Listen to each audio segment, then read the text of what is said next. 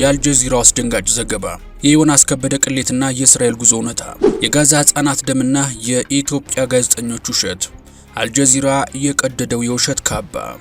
ዛሬ በመላው ዓለም በሚሊዮኖች በሚቆጠሩ ሰዎች ዘንድ የታየውና የዓለም አቀፉ አልጀዚራ ቴሌቪዥን ዘገባ የኢትዮጵያን የሚዲያ ዓለም እያነጋገረ ብቻ ሳይሆን እያናወጠው ይገኛል። ተወዳጁ የኢቢኤስ ጋዜጠኛ ዮናስ ከበደና ሌሎች 20 የሚዲያ ባለሙያዎች በእስራኤል መንግስት ሙሉ ወጪ ያደረጉት ጉዞ ገዳይን የማሳመርና የደም አሻራን የመደበቅ ዘመቻ በሚል በታሪክ ታይቶ የማይታወቅ ከፍተኛ ውዝግብ እየደረሰባቸው ይገኛል። ከመጋረጃው በስተጀርባ የተከናወነው እውነትን ለቪዛና ለቅንጦት ሆቴል የመለወጥ የህሊና ሽያጭ ነው ወይስ ተራ ሙያዊ ጉዞ? ይህ ጉዳይ በማህበራዊ ሚዲያ ላይ አንዱን የሞራል ተሟጋች ሌላውን ደግሞ መርጦ አልቃሽ በሚል በከረረ የጎራ ጸብ እያጨቃጨቀ ይገኛል።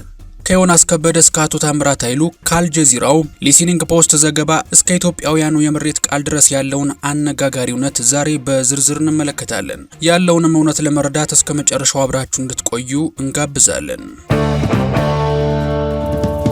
የኢትዮጵያ የሚዲያ ዓለምን ያናወጠውና በማህበራዊ ሚዲያ ላይ ትልቅ መነጋገሪያ የሆነው ጉዳይ ታዋቂው የምርመራ ጋዜጠኝነት ዘካሪያስ ዘላለም ከዓለም አቀፉ አልጀዚራ ቴሌቪዥን ጋር በመሆን ያወጣው ዘገባ ነው።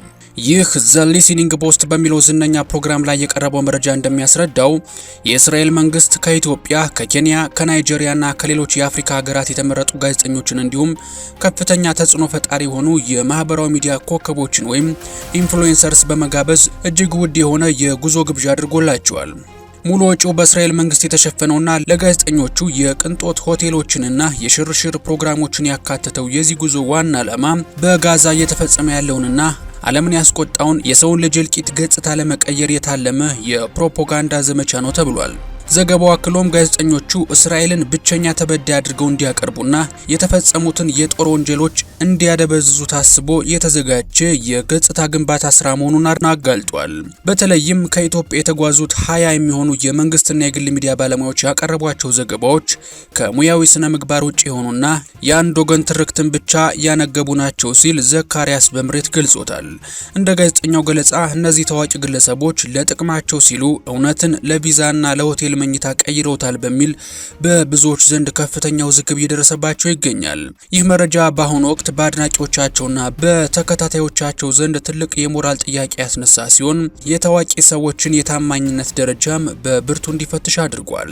በዚህ አነጋጋሪ የእስራኤል ጉዞ ውስጥ ተሳታፊ ከነበሩት መካከል ዋነኛውና የትችት ማዕበሉ በርትቶበት የሚገኘው ተወዳጁ የኢቢኤስ ቴሌቪዥን አቅራቢው ዮናስ ከበደ ነው። የድሬ ልጅ አዛኝና የፍቅርና የሰላም ሰው ተብሎ የሚታወቀው ዮናስ አሁን ግን ከዚህ በጎ ስብዕናው ፍጹም በተቃራኒ በሆነ ተግባር ተወንጅሏል።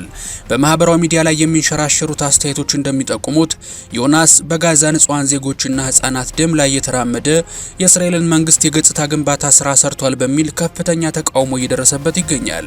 ኢቢኤስ ያልሞላውን ሆድ ማንም አይሞላውም የሚሉት ነቃፊዎቹ ጋዜጠኞቹ ለጥቅማቸው ሲሉ ህሊናቸውን ለሆዳቸው መሸጣቸውንና መሰረታዊ የሆነውን ሰብአዊነት መዘንጋታቸውን በምሬት ይገልጻሉ። ጉዳዩን ይበልጥ አሳፋሪና የሙያ ቅሌት እንዲባል ያደረገው ደግሞ የጋዜጠኞቹን ስነ ምግባር እንዲያስከብር የሚጠበቀው የኢትዮጵያ ሚዲያ ካውንስል አመራር የሆኑት አቶ ታምራት ኃይሉ በዚህ ጉዞ ላይ መሳተፋቸው ነው።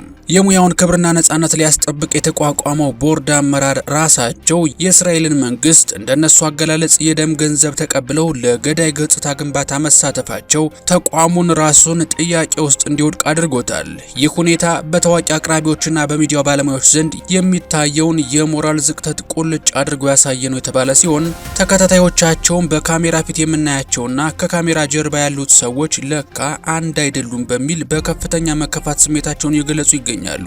ጉዳዩ ጋዜጠኞቹ እስራኤል መሄዳቸው ወይም አለመሄዳቸው ብቻ አይደለም። ትልቁና ወሳኙ ጥያቄ ይህንን ጉዞ ማን መራው፣ ወጪውንስ ማን ሸፈነው የሚለው ላይ ነው። በዓለም አቀፍ የጋዜጠኝነት ስነ ምግባር መመሪያዎች መሰረት አንድ ጋዜጠኛ ከማንኛውም መንግስትና የፖለቲካ ድርጅት ነፃ ጉዞን፣ የቅንጦት ሆቴልን ወይም የገንዘብ ክፍያን ከተቀበለ ስለዛ አካል የሚዘግበው መረጃ ገለልተኛ ሊሆን አይችልም። ይህ በሙያው ኮንፍሊክት ኦፍ ኢንተረስት ወይም የጥቅም ግጭትን ይፈጥራል። ጋዜጠኝነት የህዝብ ዓይንና ጆሮ የሚሆነው ከመንግስታት ተጽዕኖ ነፃ ሆኖ እውነትን ሲዘግብ ብቻ ነው። ነገር ግን የእስራኤል መንግስት ሙሉ ወጪያቸውን ችሎ በቅንጦት አስተናግዶና የሚጎበኙትን ቦታ መርጦ ወስዷቸው የሚሰሩት ዘገባ የጋዜጠኝነት ስራ ሳይሆን የሚከፈልበት ማስታወቂያ ነው የሚሆነው። ይህ ደግሞ የጉዞውን ችግር ከፖለቲካዊ አቋም ባለፈ ወደ ከፋ የሙያ ስነ ምግባር ጥሰት ያሻግረዋል። አንድ ጋዜጠኛ ከጋባዡ አካል ጥቅም እየተቀበለ በዛው አካል የሚፈጸሙ የሰብአዊ መብት ጥሰቶችን ወይም የጦር ወንጀሎችን እርቃናቸውን አውጥቶ ይዘግባል ብሎ ማሰብ ከንቱነት ነው።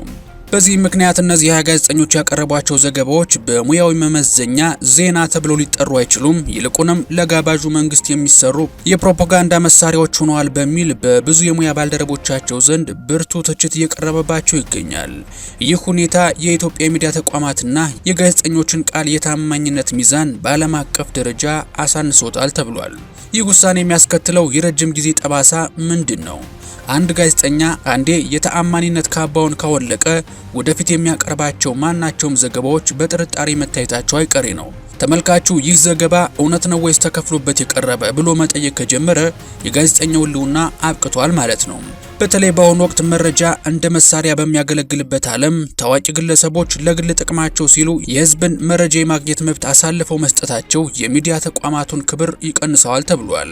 ይሁን እንጂ ይህ ጉዳይ እንደተጠበቀው በአንድ ወገን ትችት ብቻ ያለፈ አይደለም።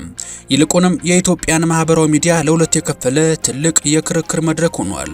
በጉዳዩ ላይ የህዝቡ አስተያየት በሁለት ጽንፍ የቆሙ ጎራዎችን ፈጥሯል። በአንድ በኩል የሞራል ተሟጋቾች የሚባሉት ወገኖች ድርጊቱን ታሪክ የማይረሳው የሙያ ቅሌትና የሞራል ዝቅጠት ሲሉ ይጠሩታል።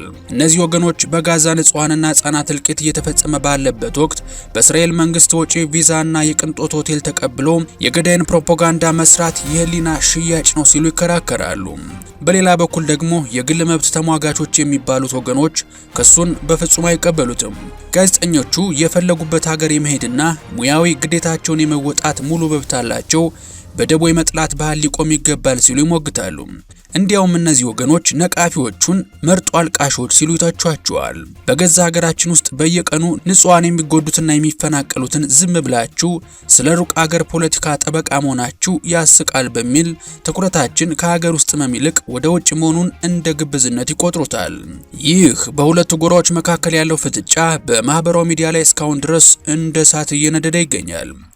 ይህ ዘገባ እጅግ መነጋገር የሆነበት ሌላኛው ምክንያት ጉዳዩ በሙስሊሙ ማህበረሰብ ዘንድ ካለው የተቀደሰ የረመዳን ጾም ወር ጋር ተያይዞ መምጣቱ ነው። ረመዳን በመንፈሳዊነት በርህራሄና ለተገፉ ወገኖች በመጸለይ የሚታለፍበት ታላቅ የበረከት ወር ነው።